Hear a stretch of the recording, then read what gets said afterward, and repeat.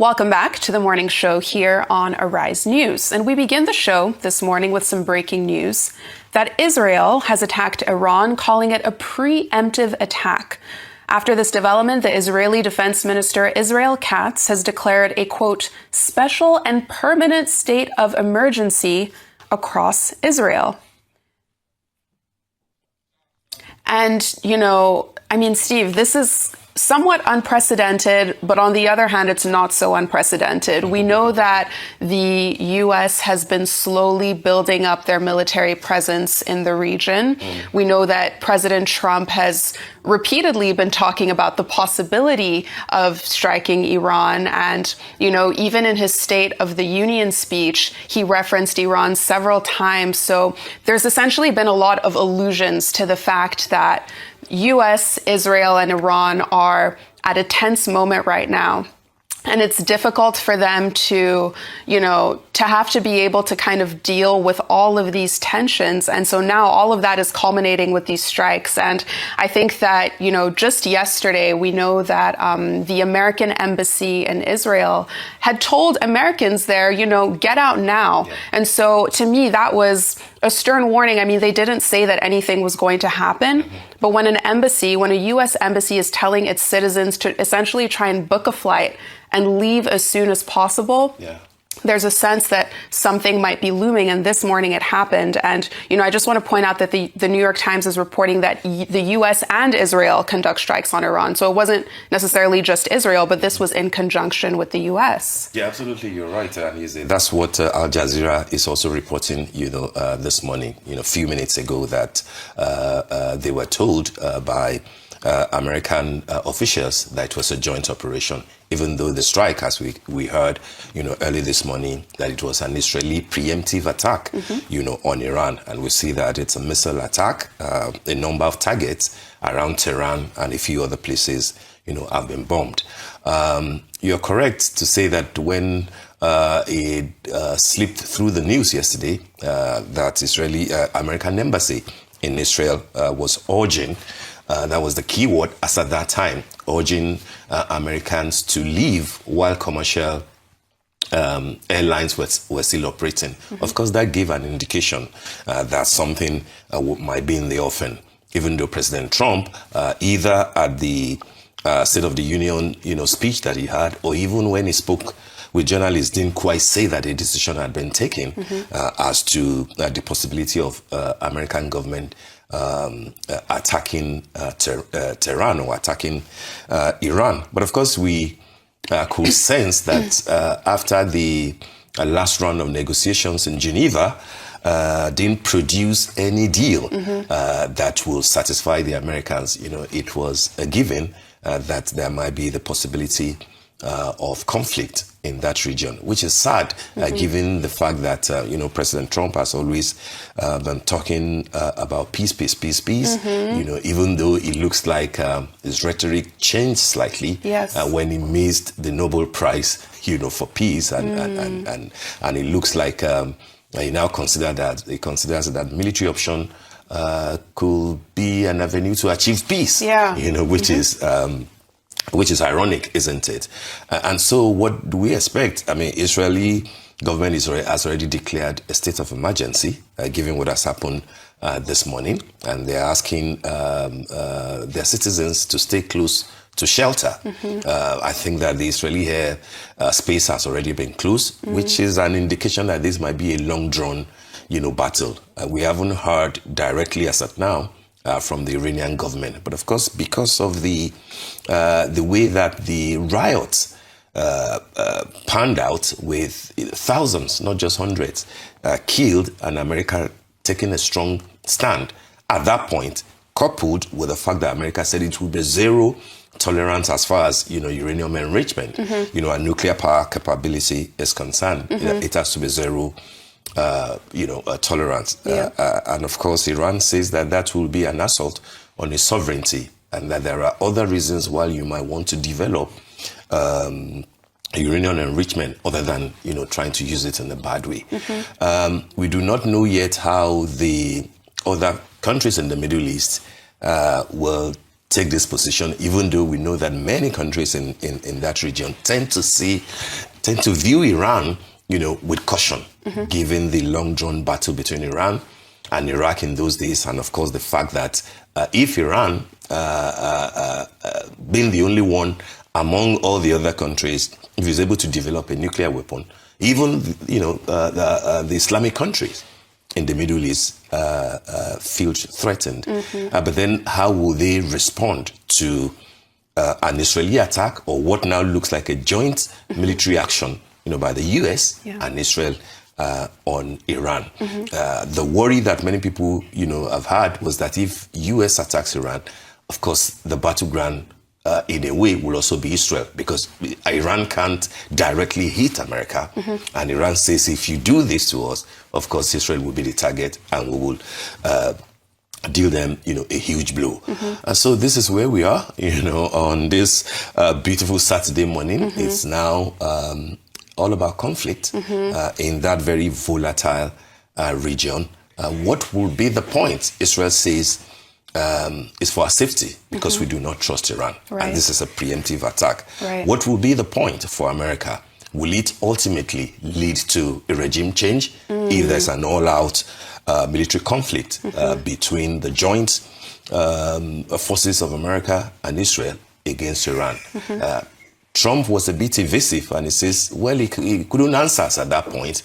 Maybe that would not be the idea, but that if it happens, maybe that would be the end result of it. If there's a regime change, could that also be part of what a huge number of Iranian citizens who have been deprived of their rights, reportedly, who feel that they can do a lot more if there's a regime that respects human rights, etc. Would that be what Iranian citizens will applaud? Right. We don't know, but of course there are suggestions as to the fact that even after the riot of a few weeks ago, even only last week, there was another set of riots, for Iranians saying that, no, we do not agree with this government. Definitely. Will that be a sort of green light to the American forces or to the Israeli forces to say that a vast majority of Iranian citizens will probably prefer a regime change? If they do, should it come from outside forces? Will it be like what we saw in Venezuela, right, where president was just basically picked up and then he landed in his pajamas in New York. So how will this affect, the rest of the world, particularly as it will concern the prices, price of oil, for example, stability in the region, threat of, the use of nuclear weapon.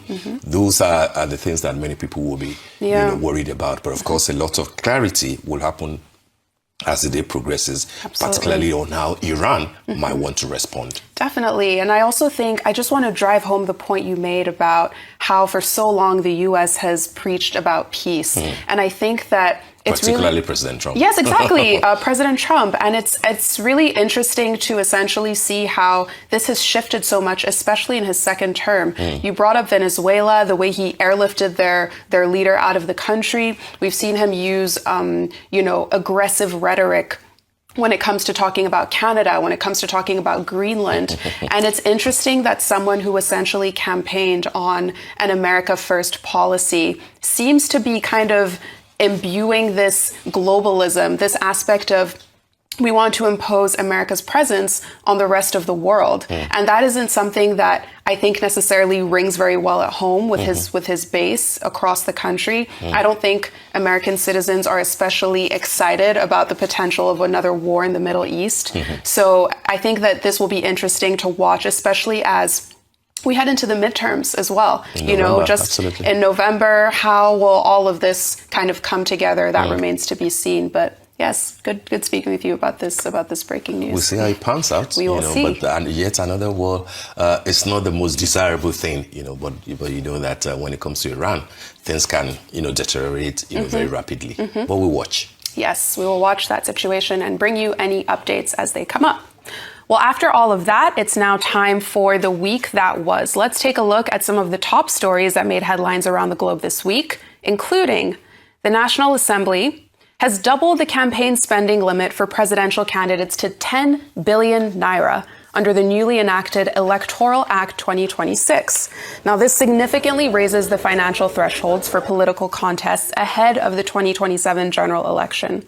Senate Leader Opeyemi Bamidele disclosed the revised limits in a statement outlining key reforms introduced in the new electoral framework. According to this statement, the upward review of campaign spending limits is contained in Section 92 of the Electoral Act and reflects current economic realities and the rising cost of political campaigns.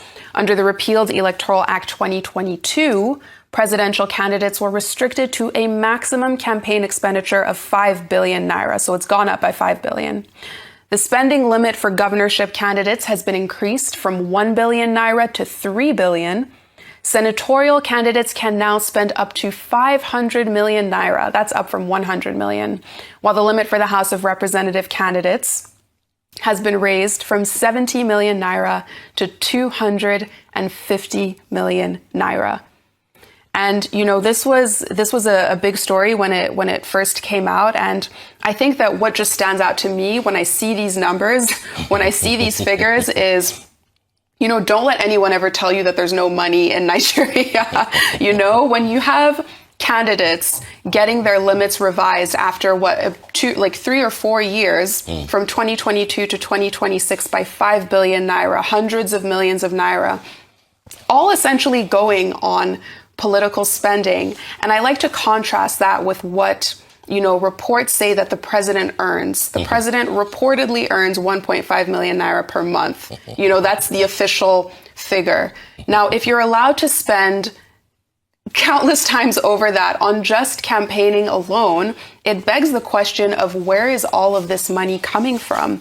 You know, the experts and stakeholders have said that these new guidelines or these new laws are somewhat symbolic because a lot of the times it even goes above these numbers that we're seeing. These are, you know, factors to think about our transport, you know, from one local government area to another when you're campaigning, you know, hiring people, facilities, logistics, and these numbers essentially just keep racking up.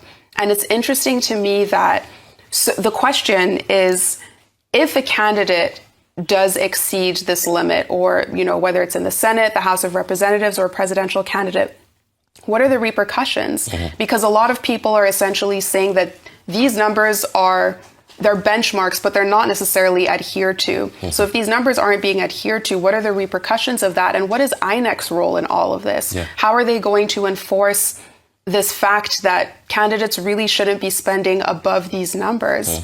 And where is all of this money coming from? And then finally, the point that stands out to me is just the fact that ever since the last elections, there's been this latent fear, or PTSD, as I like to call it, when it comes to money and elections, you know, scarcity of foreign exchange rates. What will all of this mean for 2027? Will people still be able to access money readily and easily when the numbers have been raised this much? That being said, it's important to, you know, keep into context the fact that inflation is real, and, you know, these numbers might be adjusted for inflation, but they're still incredibly high. And what I mean, Adeze, you know, this is also part of the responsibility of the National Assembly, you know, and in a way, INEC, to review and adjust campaign spendings, you know, to reflect, you know, current economic realities. And it's, of course, contained, you know, is a matter of law. It's, of course, contained in the 2026 Act that has been signed into law by the president. And this is important so that those who will be contesting, from president to governors to senators to House of Reps, you know, and to House of Assembly members in all the states, you know, they need to have an idea of, since we're no longer going to use the 2022 law, you know, what does the new law, you know, say? And it's quite, you know, explicit to say that, yes, we understand that inflation will have an impact, and there's a 100% jack-up, particularly for the presidential and the governorship, you know, campaign team. For the presidential, raised from 5 billion to 10 billion, as you read out. For governors, from 1 billion, you know, to 3 billion, more than 100%. Senators from 100 million to 500 million naira, reps from 70 to 250 million naira. That's what the law allows them to spend, to raise and to expend on their campaigns. But of course, you were very spot on when you asked, how will this be monitored?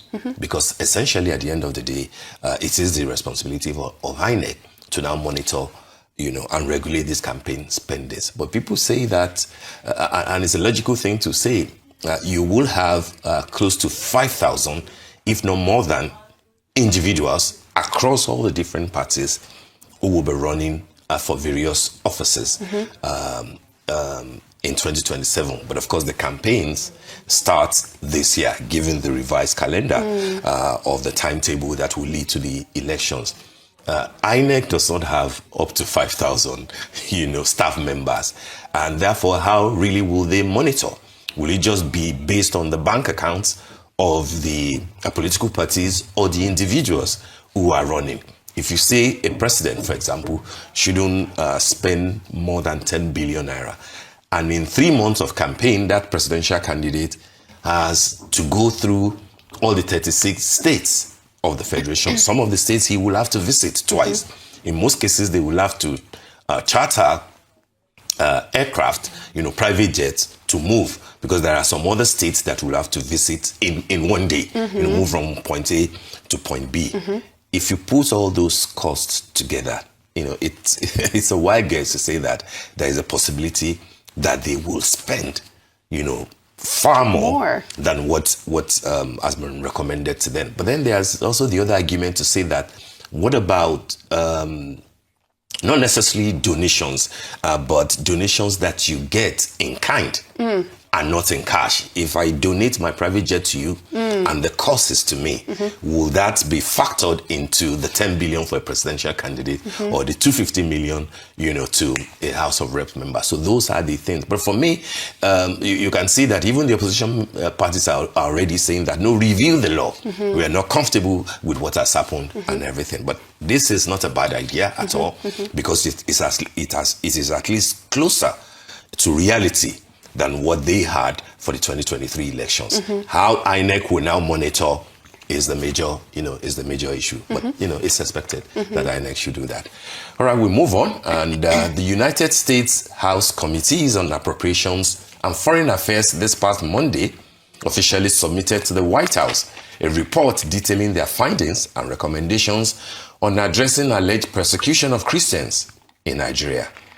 After redesignating Nigeria as a country of particular concern, President Bola Tinubu had mandated Congressman Riley Moore and Appropriations Committee Chairman Tom Cole to lead a comprehensive investigation into alleged persecution of Christian communities by terrorists and the security challenges plaguing Nigeria. The findings of the report stem from interviews with expert witnesses, a hearing and roundtable, 2 on-the-ground assessments through bipartisan congressional delegations to Nigeria, and close partnership with the Trump administration. Moore stated that the U.S. team now has a clear picture of the threats in Nigeria and the alleged persecution that Christians face. He said it was expedient for the Nigerian government to seize the opportunity to deepen and strengthen its relationship with the United States. All right, so the report there, from congressmen, of course, it was our own government that said, we have nothing to hide, come in, make your assessment, and then, let's work together. So that's the report that, Riley Moore and Tom Cole have now submitted for the perusal of President Donald Trump, how Mr. Trump will now deal with this, and if it will now, of course, the larger Congress will have to take a position on it. So if they now say that, we have a clear idea of what is happening in Nigeria, what does the clear idea say? That there has been genocide, or that the Nigerian government is now willing to deal with the perceived genocide of Christians? Would that also take on board the fact that mosques has also, are also being blown up, that Muslims are also being killed, even though, of course, it's on record, and we know for a fact that, a large number of Christians have also been targeted, and killed. we had the interview that the First Lady had on a few American stations where he said, we can't really call what is happening a genocide. And that what is important is that the Nigerian government is more than ready, to deal with the situation, which is the whole point of why this report has now happened, because the Nigerian government says, we are opening our doors, see what is happening, and then work with us so that we can both defeat this common enemy. And I think that that's the important word that the Nigerian government is saying. Maybe it's a bit hard for them to acknowledge what has happened in the past, particularly before 2023 when this administration came on board. But of course, you also can't discountenance what has happened in Benue, what has happened in Plateau, and what has happened in Kaduna, in Borno, in Kwara, lately in Ondo State and parts of Oyo State in the last 2.5 to 3 years. And those are the reasons why many Nigerians and a number of Americans, particularly those who are leaning to the Republican parties and the Christian establishment, are saying that, no, you need to do a lot more. Whether you admit or not, there has been something akin to a genocide. You need to do a whole lot more. Yeah. Part of doing a whole lot more, in my opinion, is the fact that, the Nigerian government is now working very closely with the American government to say, let's work together to solve this monster that we are confronting. I hope that there will be timelines as to what can be done, because blame games will not necessarily help when it comes to who was guilty, who didn't do what. What will help is to now deal with the areas that have been identified, including what the American government has started by naming some Nigerians who they believe are, part of aiding, terror, if they are not terrorists themselves. Yes. So what Nigerian government will have to do is to also act in tandem with what the American government is doing to say that, okay, you have released 2 sets of lists. Let us also examine them. Let us also carry out our investigation and deal precisely with those that are found culpable. And I think that's what will give confidence to Nigerians that this is not this is not mere rhetoric, and we are not playing games with Nigerian lives. Definitely. It is important that they are in sync as to what needs to be done. Definitely.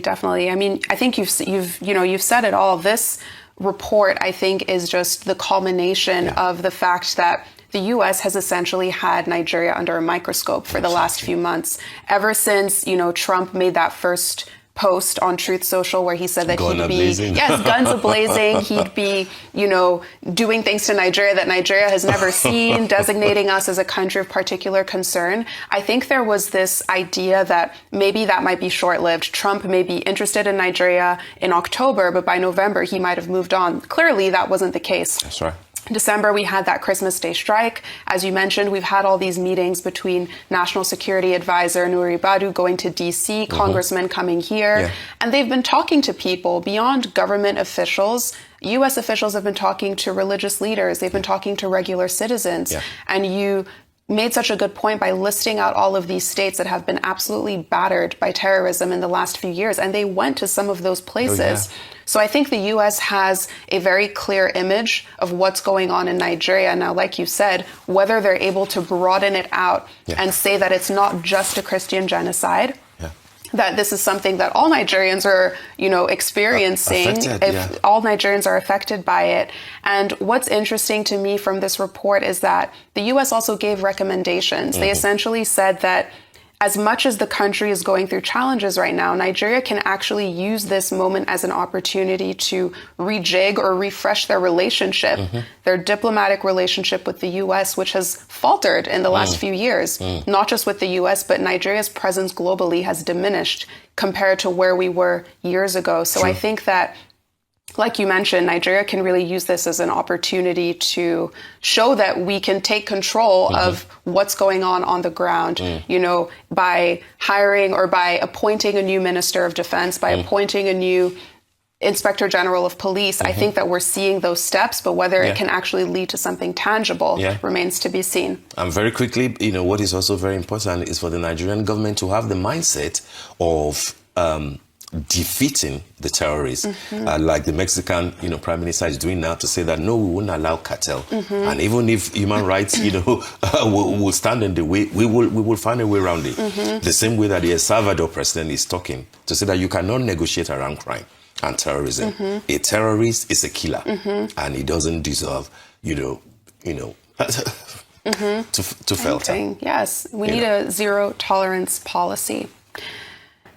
Now reactions have been pouring in after ADC presidential hopeful and the former governor of Anambra State, Peter Obi, and the former APC national chairman, John Odigye Oyegu, were attacked in what has been described as an assassination attempt in Edo State, in Benin City. Now, those reactions include condemnations from political activists, civil society groups, and from ordinary Nigerians. This attack took place during the formal declaration of former Labour Party governorship candidate Olumide Akpata as a member of the African Democratic Congress. Videos circulating on social media showed bullet-riddled gates and shattered vehicle windscreens. Here's an eyewitness speaking about the aftermath of the attack. This is the ADC State Secretariat.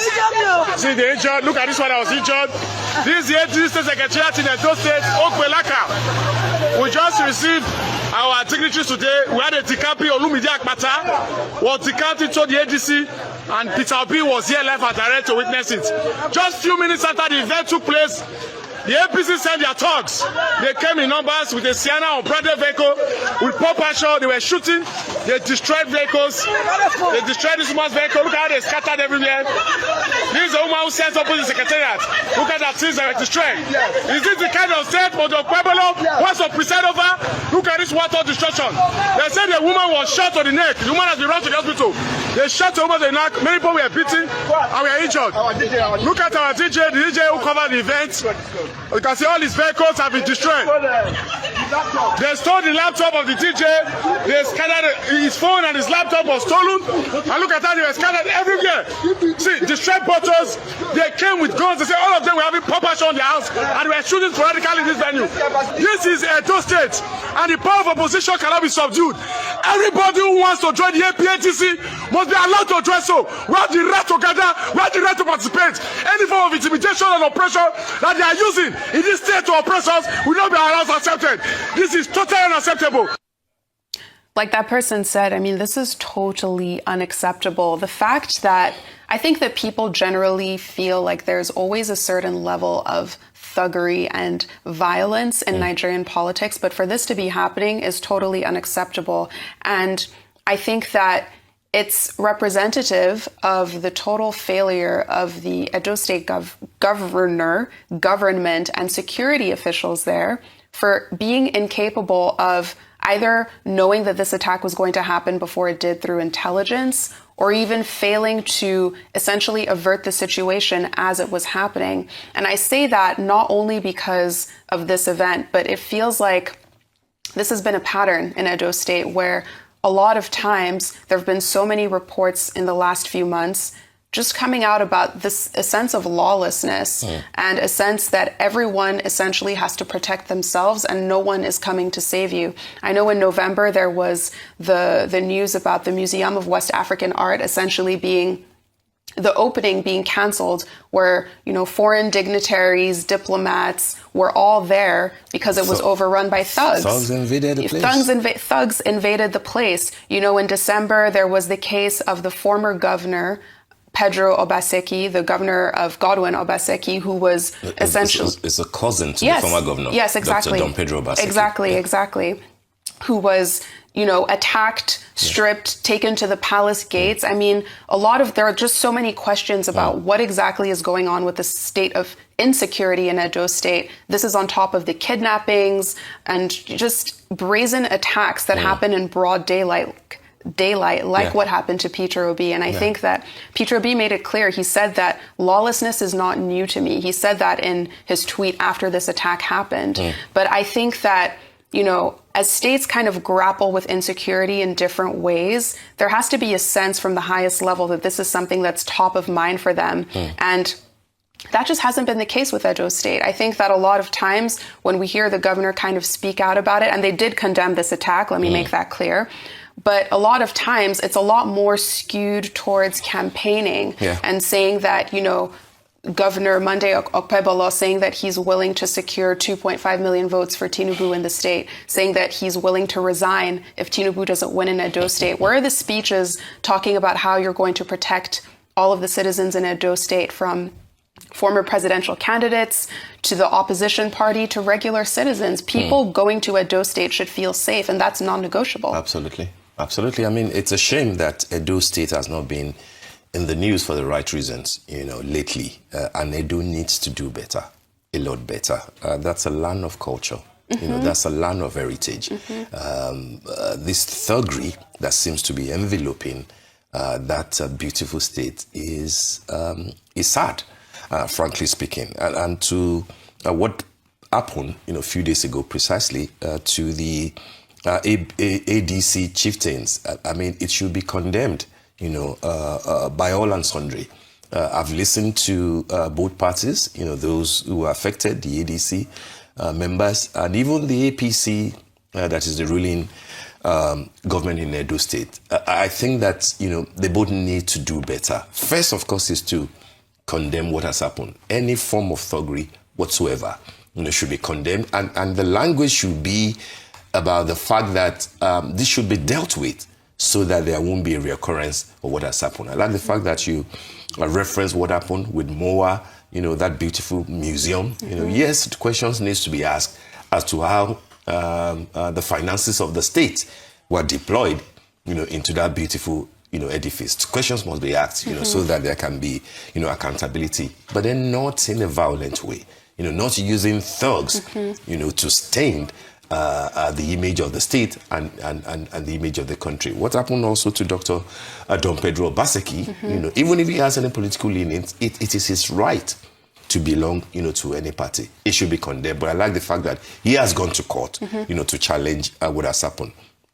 As for the ADC, it's condemnable. I've heard stories, particularly from the spokesperson, you know, the commissioner for information in Edo State, you know, saying that yes, you know, they have heard of what happened, and that all they could say at this point is that they are waiting for reports from the police, which has commenced investigation into the matter. But then to now be suggesting that because there were issues within certain camps in Edo South of ADC, that maybe it is those members, you know, who carried out the attack.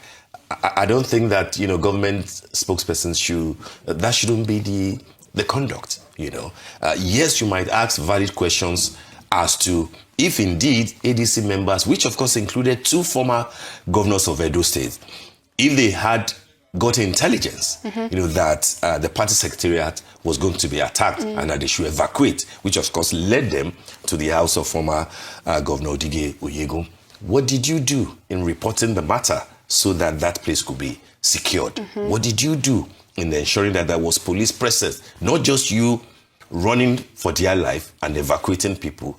Otherwise, you know, the DJ that was attacked, the women that were attacked, a few other party members that were attacked, at least there would have been, you know, police presence. This is not to blame them, but this is to say that in addition to the fact that you had intelligence and you had to move, maybe you could have ensured that police presence was there, which of course now comes back to the police and then the governor as the chief security officer.